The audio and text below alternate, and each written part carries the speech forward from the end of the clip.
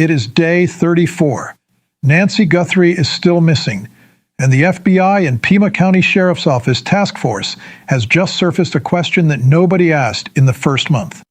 At 1:47 in the morning on February 1st, Nancy Guthrie's Nest camera was disabled, disconnected, gone. 25 minutes later, at 2:12 a.m., a figure appeared at the front of her home. Backpack, ski mask, something protruding from his pocket that no one has been able to name. How does a man appear on a camera that was already offline? That question now has an answer, and it changes the shape of everything. If this suspect arrived already knowing which signal to kill, which network, which device, did he choose Nancy Guthrie weeks before he ever set foot at her door? Subscribe now. Every development in this case comes here first. Don't miss what comes next. The FBI and Pima County Sheriff's Office have a joint violent crime task force operating out of the FBI's Tucson field office. In the days surrounding March 6th, day 34, agents were observed moving through Nancy Guthrie's neighborhood on foot, knocking on doors, asking a fresh set of questions. Not the same questions from week 1. What they were asking about was an internet outage. Multiple neighbors in the immediate vicinity of Nancy's home reported losing Wi-Fi connectivity in the early hours of February 1st, right around the time Nancy disappeared. Not a city block, not a system-wide failure. A localized disruption concentrated in the properties closest to her house. One neighbor's Ring cameras, 2 of them, positioned on the rear side of the property facing Nancy's home, showed the status not available during that critical window. The cameras on the opposite side of that same house continued recording without interruption. The asymmetry is what investigators are examining. 2 cameras facing one direction, down. 2 cameras facing the other, working perfectly. And there is one more detail from that property. At the exact same time the cameras dropped, the neighbor's dog woke them from sleep, demanded to go outside. Unusual behavior. The animal typically slept through the night without incident. When the neighbor took the dog out into the dark, it stood still and looked directly in the direction of Nancy Guthrie's home. Whether those 2 facts are connected remains unverified. What is confirmed is that the FBI considers this pattern worth investigating. Return to the image. The figure at 2:12 a.m. Something is protruding from his right pocket. The photograph is pixelated. Blown up repeatedly, it stays ambiguous. Some have suggested the edge of a mobile phone. Others, including a former law enforcement officer with 35 years of operational experience, have said definitively that it is a walkie-talkie antenna, that it hangs exactly as one would, that the antenna never fits inside the pocket. Jake Green, Tech Operations Manager for Invista Forensics, has reviewed the image. Commercially available Wi-Fi jamming devices carry antennas that are visually consistent with what appears in that photograph. Those devices are not classified. They are not difficult to obtain. Some are available online for less than $50. A person with a basic understanding of networking can configure one in an afternoon. Green was direct. This is not spy-level technology. A YouTube tutorial and an afternoon is all it requires. The question is not whether these devices exist. The question is whether the timeline proves one was used here. At 1:47 a.m. on February 1st, the Nest camera at Nancy Guthrie's home was disabled. At 2:12 a.m., 25 minutes later, a figure appeared on a camera at the front of her property. A camera that had already been reported as offline. Green's forensically grounded explanation. The suspect used a Wi-Fi disruption device at 1:47, confirming the camera dropped. He then left the area. The signal recovered on its own, as it would once the device moved out of range. He returned at 2:12, operating under the assumption the jammer was still effective. It was not. That is why we have an image. And that may be the only reason we have an image. A deauthentication attack, the specific method used by Wi-Fi disruption devices, works by targeting a designated network and flooding it with interference. It does not darken an entire neighborhood. It is precise, localized.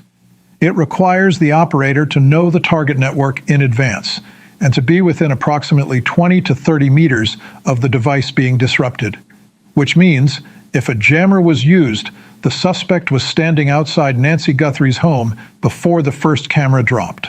Ring cameras and similar residential security devices operate predominantly on the 2.4 GHz Wi-Fi band, an older protocol significantly more susceptible to interference than modern 5 GHz networks.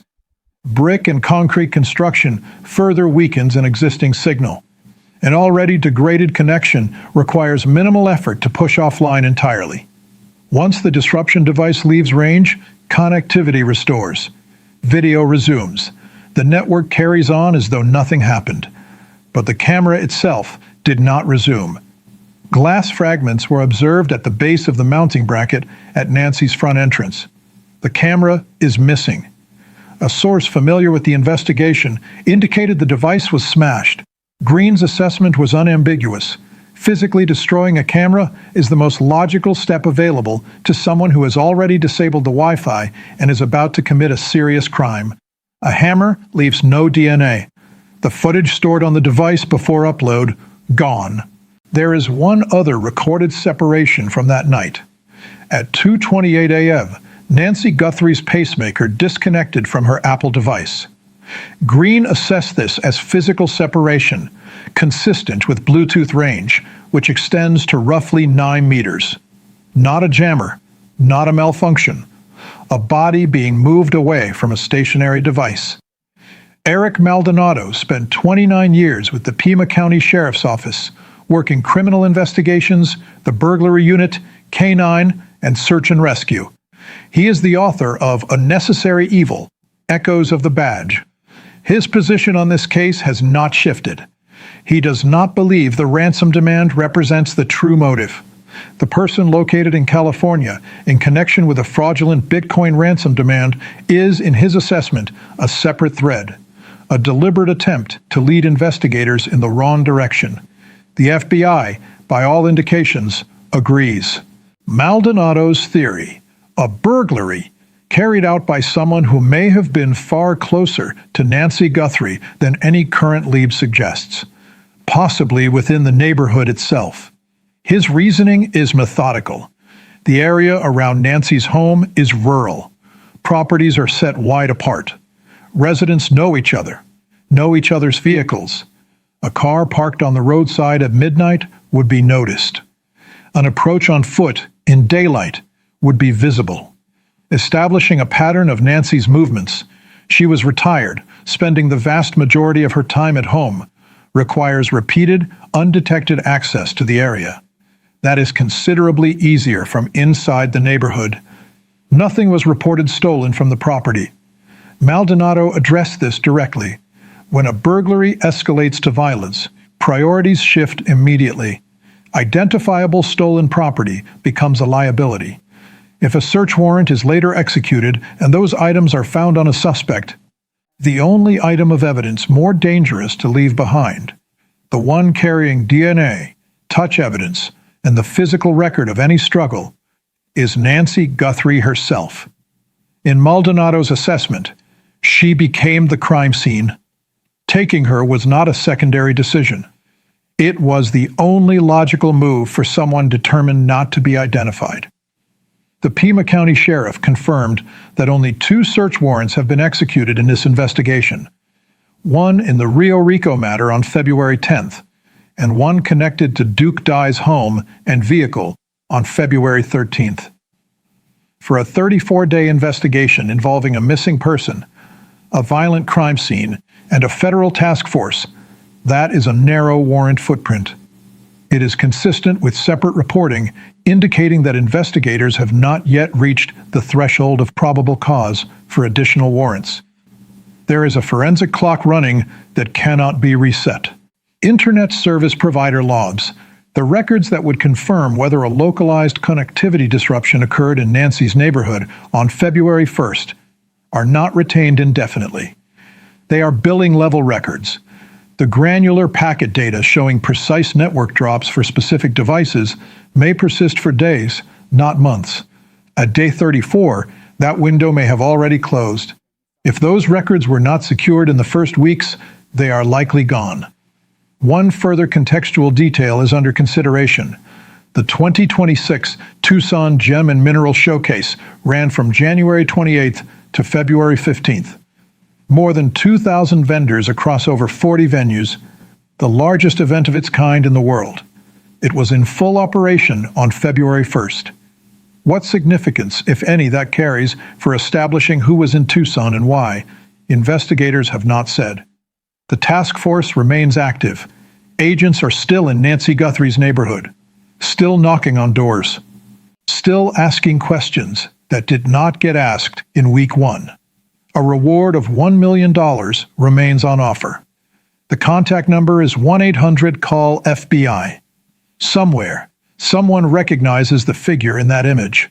The build, the walk, the backpack, the way the ski mask sits. Those details are not abstract to everyone watching. For someone, they are familiar. The camera at 2:12 a.m. caught what it caught because a jammer, allegedly, failed. A small malfunction. 25 minutes of restored signal. That may be the only mistake this person made. And one mistake is all it takes.